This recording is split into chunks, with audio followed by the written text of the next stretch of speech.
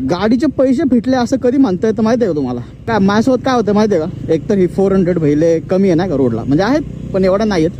त्यात आपण घेतलेली ब्लॅक वॉश केलं काय दिसते भाई गाडी, काय दिसते नेक्स्ट लेवल. सगळ्यात जास्त खतरनाक काल मी प्रांजल जो आहे त्याने आणि मी एकाच दिवशी गाडी घेतली होती, पण त्याची दुसऱ्या डीलरशिपची, आपली दुसऱ्या डीलरशिपची त्याची व्हाईट गाडी, आपली ब्लॅक आहे. भाई लोक थांबून हो ये क्या आहे, ओ स्पायडरमॅन की गाडी. हा तर लोक थांबून बघत होते गाडीला माहिती आहे का, दोन्ही गाड्यांना. त्यानंतर मी माझ्या घराकडे आलो, तिथनं पेट्रोल पंपवर गेलो, तिथं लोक कंटिन्युअसली गाडीकडे बघत होते आपल्या, कंटिन्यू.